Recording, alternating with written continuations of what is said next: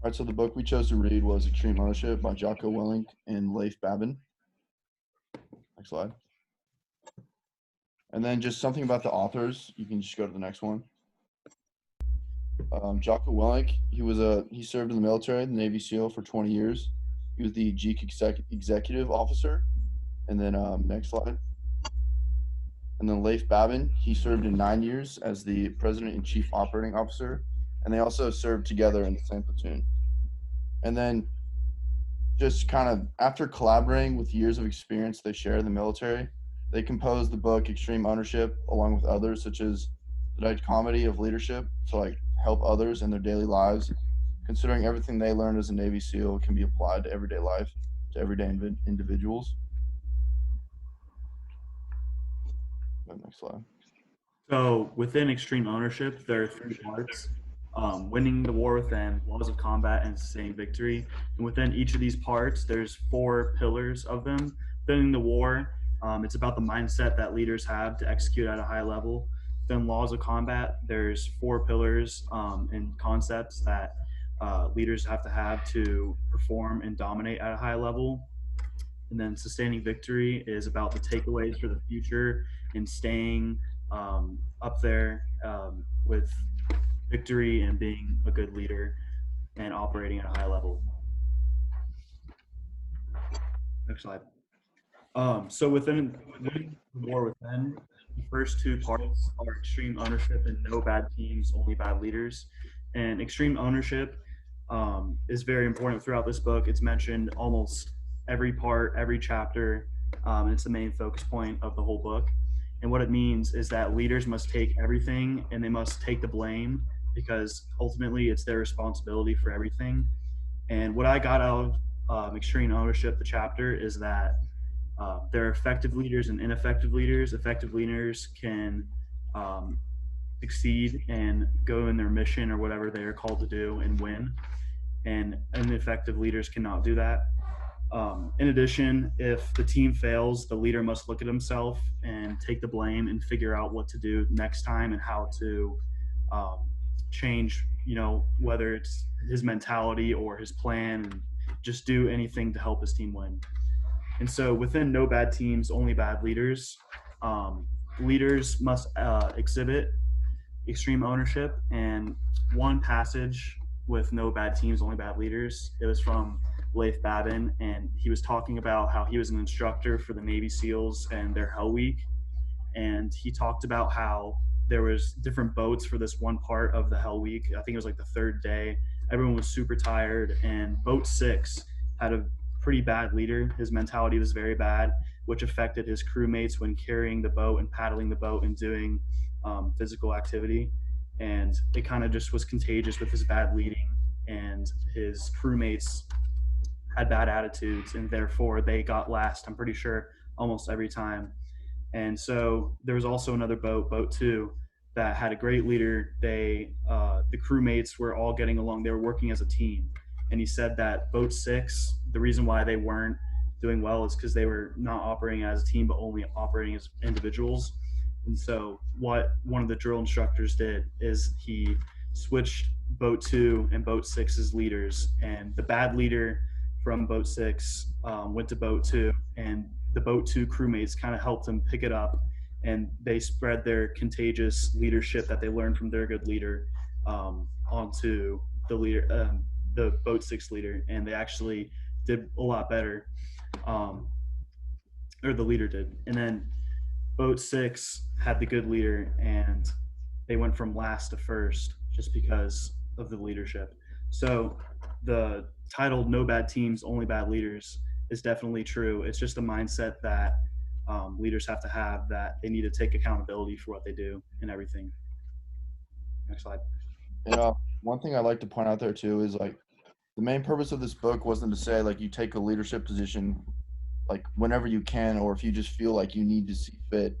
It's about taking responsibility of your own actions, and many people kind of saw it that way, which is a reason why they wrote the next book, which was the dichotomy of leadership, which is like there's the first chapter of that at the end of this book as well.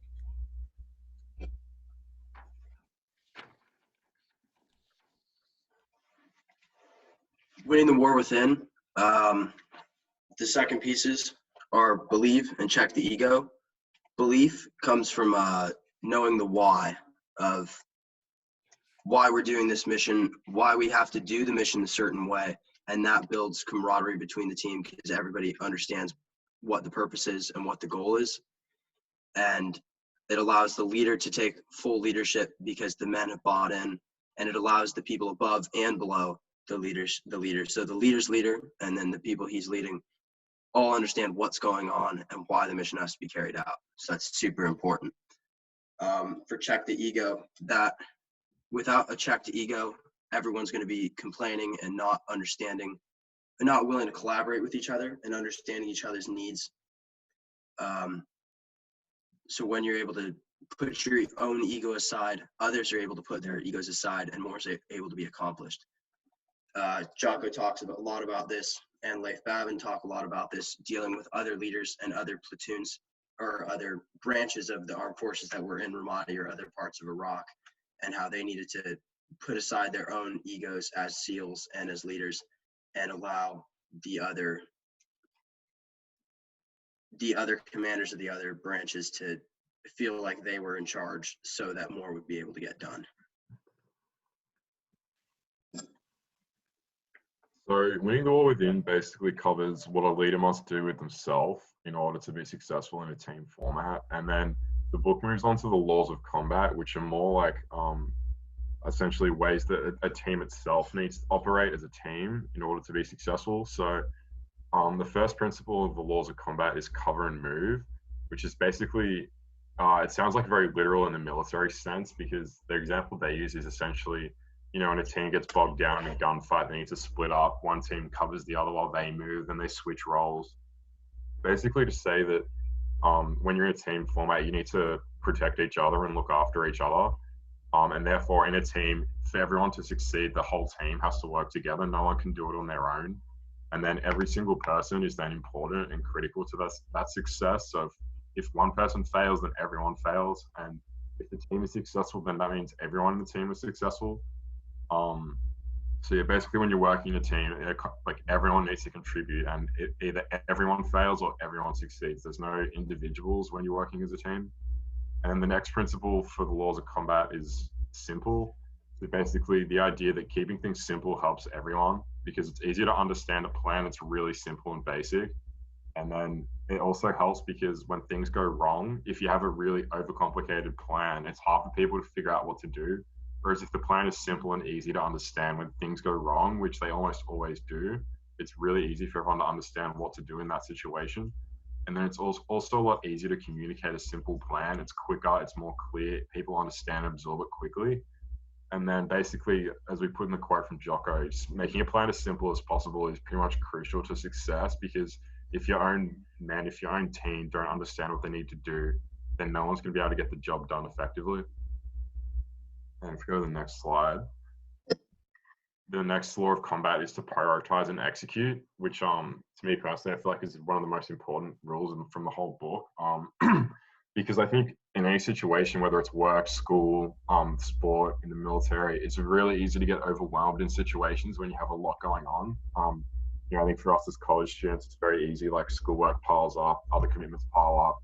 And basically, if you try to solve all your problems at once, you're going to fail at all of them. There's like an old phrase, it's not from the book, but like if you chase two rabbits at the same time, both will escape. So basically the way that Jocko and Leif talk about how to overcome this is you basically prioritize your tasks from order of most important to least important and just get them done, smash them out one at a time.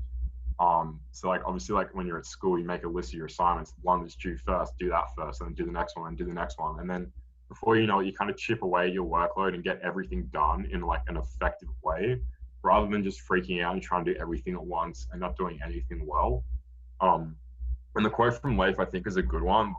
Relax, look around, make a call. Basically, it's very easy to get overwhelmed, but you should just have that mindset, like just take it easy. Look at what you know, figure out the situation, and then make a decision on what to do, and then stick to that decision, rather than sitting there forever and not doing anything, being paralyzed by fear because you're overwhelmed. And then the last law of combat is decentralized command, which is basically the idea that a leader can't manage everyone in a team. Sometimes you have to lead 10, 20, 50, 100 people, and it's physically impossible to lead all those people at once, because you can't micromanage that many people.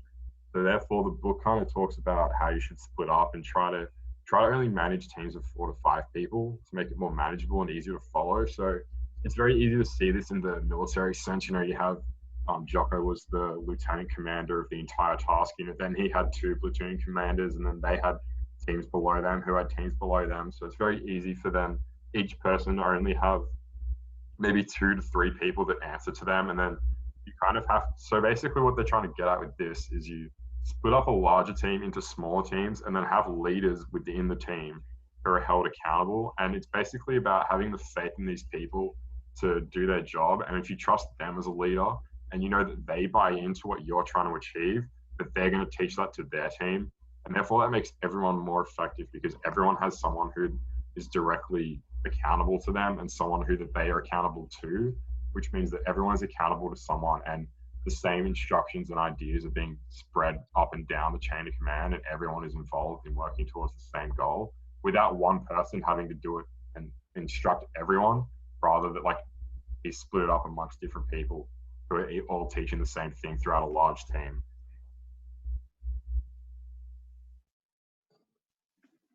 Sustaining victory is one of the last sections in the book.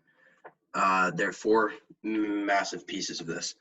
To plan is extremely important. You have to have the troops understand the purpose of the mission. You have to have those above you understanding the purpose of the mission, which goes back to the same thing as leading up and down the chain of command, where everybody is in tune with everybody else, and the mission is allowed to go forward very smoothly.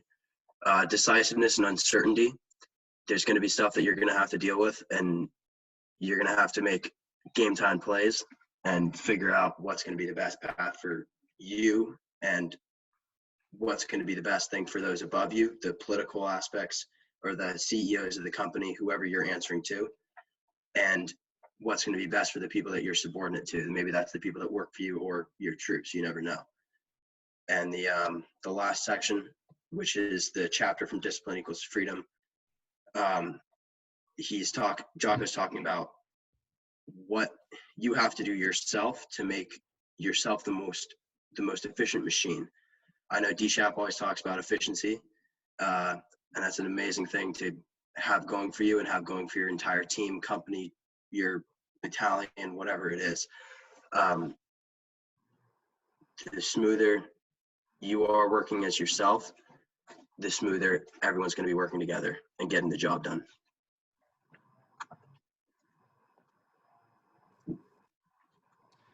So before I go into the quotes, I just wanted to highlight that this book, I thought it was really interesting on how each part and each section, there was like a war memoir, and then they had that as well as the principle, which was like the main takeaway. And then they had an application to business. And, if there was something that I didn't really understand, or there was just multiple ways to look at a lot of the different concepts in this book, and learning about it and how you can apply it to business and apply it as a leader and everything like that was really cool. So for my quote, I chose, as a leader, it's not what you preach, it's what you tolerate. And when I first read this, I honestly didn't really know what this meant. And it took me a while to think about it and think what it truly meant. And what I took away from this quote is that you can preach all you want to, whether it's your business, whether it's your squadron, if you're in war, but if they aren't doing it right, it's up to you to tolerate it. And it's up to you to execute and figure out how to make it clear to them on how, what they need to do and everything. It's up to you tolerating their attitude, the plan and anything like that, because you can preach and say anything all you want, but it's up to you to tolerate whether they execute and whether you execute as a leader. And then the quote that I put in as my most memorable quote was when Jocko said, "A true leader is not intimidated when others step up and take charge." I think this also relates to decentralized command, because basically in a situation where you're leading a team and someone else steps up because they might know more about something than you, or they might have more experience in some way than you, it's a sign of a bad leader when they become insecure because they kind of want to be in charge of everything all the time and micromanage. So I think it's kind of a humility thing that comes into play, that you kind of have the humility to say, like, you know, this guy does know more about me. Let's see what he thinks. And this person has more experience than me. Let's see what they think. And I think also it's a big thing being a leader that you have to be comfortable to admit when you don't know something and you might need help.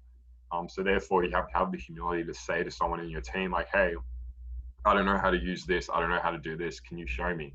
Because a bad leader would be someone who doesn't want to admit that they have flaws and isn't comfortable doing that, and therefore they do something they shouldn't do or do something without knowing how to do it properly, just because they don't want to look dumb in front of their team. But then they just look even worse because they do something wrong because they didn't have the, you know, they weren't comfortable enough to ask for help.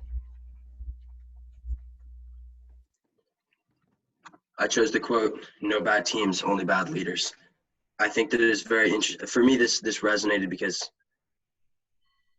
every opportunity that you're going to have to be part of something or be in charge of something, you're going to have to step up and make sure there's a culture of positivity and a culture of accountability. And that stems from every single person, because when you're in a group setting or when you're in an associate member class, every single person is a leader, and every single person has to hold everyone else accountable and hold themselves accountable for being a good leader. And then the team becomes good. I thought that was the most important thing for me that I got out of this book. And my quote is pretty similar to Michael's. A leader must lead, but also be ready to follow. And like that kind of just like jumped out at me because like I think you must like recognize another person's intelligence if it offers a better solution, even though you have the final say in whatever, you know, problem you're facing. And it's not who's in command. It's about utilizing everyone's strong suits for the team's advantage and for the best interest. And I feel like the best way to learn is like take advantage of like seeing other people's perspectives on a problem and how they would each solve it and then choosing the best one. It's not always that you're the leader, you have to make the decision. You can still take input from other people, and I think that's vital. And so that really stuck out to me from this book. And then just to conclude, I've put in some more information you can get about kind of the teachings that Jocko and Leif are getting at in this book. So I've put the link to buy the book online. Also, I strongly recommend the Jocko podcast. Jocko started it shortly after he wrote the book. He does it on his own, but there are a few episodes that Leif is featured in, and he also has other guests, other SEALs he served with, as well as other people from the business world that have a lot of leadership experience. Basically on the podcast, he just discusses like leadership and other kind of problems like that and things, and kind of applies it to the real world. He also reads like military books and takes away teachings from them. And another good thing he does on the podcast is he answers questions from fans. Some are really specific, and some are really relatable to like everyone. So to be able to get those answered by him is also something that you can get a lot of value out of. I've also put a screenshot from his Twitter. He posts really short, simple tweets every day, but they're really really you can get a lot out of them, and he kind of practices what he preaches every day. He posts a picture of his watch when he wakes up at 4:30 a.m. There's a lot you can get out of that too, just following him on Twitter. And then I've also put the link to Echelon Front, which is the consulting business him and Leif started. There's a lot of good information on their website and a lot more depth about them and their backgrounds and the services they provide. There we have it. Thank you for your time. Thank you. Thank you. Thank you.